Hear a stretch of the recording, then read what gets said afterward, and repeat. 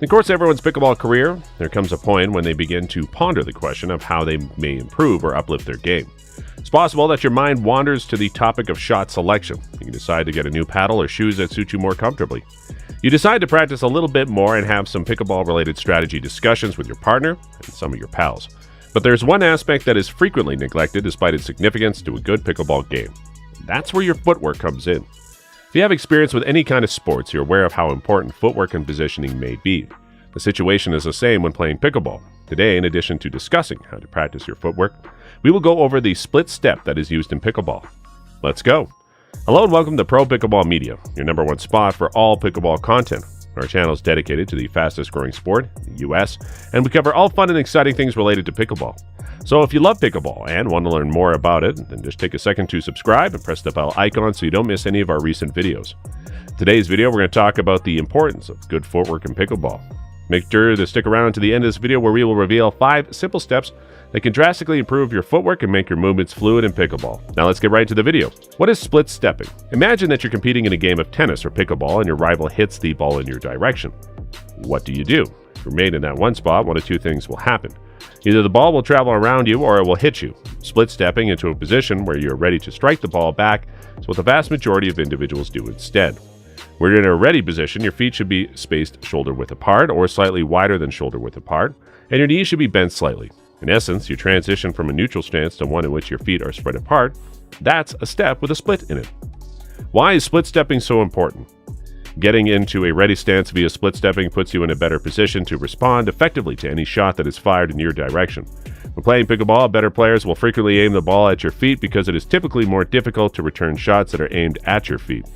If you were just standing there with your back straight, it would be nearly hard to react quickly enough and go low enough to make contact with the ball if you tried to do so from that position.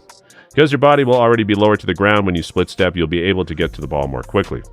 Additionally, because you're in this posture, you have the ability to pivot to either side with greater ease than you would if you were in a neutral position. Because of this, you are free to use either your forehand or backhand. It also makes it easier for you to chase down a ball if you need to.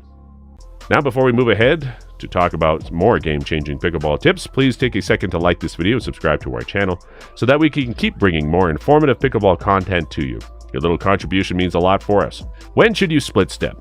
Maintaining a ready position for the entirety of the match would be taxing on one's energy reserves. Instead, the optimal time to split step is just before the ball is served, and then again after you have transitioned to the portion of the court where you intend to play from. Take, for instance, the scenario in which you are the returning team. While your opponent begins to serve, you take a split step to get into position and prepare for the next point. After then, you serve the ball back. If you just stayed in your split step position, there's a strong chance you're making a space for the other team to take advantage of on the court. Instead, you should move to the location where you intend to play the subsequent shot in the sequence. Once your opponent strikes the ball, you will need to come back to your position and split step once again so that you're prepared to return the ball to the opponent. The split step followed by the transition, and then the split step once more occurs over and over again throughout the pickleball matches. Once we are aware that we should be doing it, it becomes something that we just do automatically and does not require any conscious thought on our part. Yet it is not something that any of us necessarily think about consciously. The error that players make is either getting into their split step too early, which causes them to miss an opportunity to chase down a shot on the other side of the court, or staying in their split step for too long, which causes them to watch their own shot. Both of these mistakes result in them making the same mistake.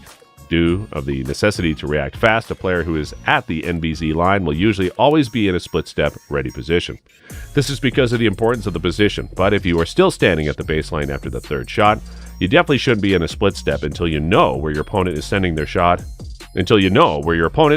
shot. How to practice for better footwork. Fortunately, practicing your footwork is easy to do. You don't even have to do it on the pickleball court. Practice your split step. You can practice transitioning from a neural position to a split step in any environment, although it is recommended that you do this at home rather than, say, a grocery store or some other public place.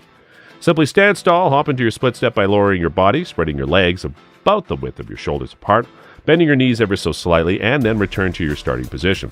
You have the option of using a paddle or proceeding without one. Practice your transitions. You're going to need a little bit more room to work with for this particular one. You're going to want to begin in a neutral position, then hop into a split step, then hop back up into a neutral position, and then either sprint or jog to a new position. If you are practicing on a court, you should try to practice from the baseline all the way to the NBZ line. When you have reached the new position, immediately begin a split step again by lowering your body. Repeat this process multiple times until you're comfortable switching between a split step and a transition, and then switching back again. If you stay ready, you don't have to get ready. Stepping laterally along the MVC line in a split stance is the final component of practicing footwork and the split step. You spend more time in the split step position when you're near the net than when you're further away. The constant switching of rolls and quick dinking shots. Being at the ready at all times is crucial. Only by regularly assuming the position can you learn to feel at ease there. Some of you may be experiencing back or leg pain. In that case, pay attention to your body and stay seated for only as long as it's comfortable. With any luck, your split step sitting endurance will increase as your muscles strengthen. Focusing on footwork. Too much attention is paid by players to their paddles or even the ball. Using your whole body effectively is the key to mastering control, power, and speed. The ground provides us with the necessary support to keep our bodies in working order. We can use this bond with the earth to launch ourselves off of solid surfaces and gain speed through our legs. When leading, players frequently rely on solely their upper bodies. This will encourage too much frantic motion, which will throw off your equilibrium. Effective footwork guarantees that one should 1. Go to the ball quickly and easily. 2. Get to the ball in a way that sets you up for the next shot. And 3. Get your lower body involved so that you can put your weight into the ball. Footwork is key to balance. Balance is something you need to work on at all time, and good footwork is a big part of that. Street movement can leave players not only exhausted, but also unable to fully recover from the effects of the preceding shot. Instead of taking a bunch of baby steps, I'd rather take one big one. The movement of my body weight is supported by this. This will ensure that my hips and shoulders can move freely. Check your footwork the next time you play pickleball. If possible, step out rather than across. At the conclusion of each shot, we should have our weight moving forward. So, what strategies do you use to improve your footwork in pickleball matches? Tell us in the comments. Also, don't forget to like this video, share with your fellow picklers. Also, if you love pickleball, then make sure to watch this next video on our channel. Thanks for watching. Bye.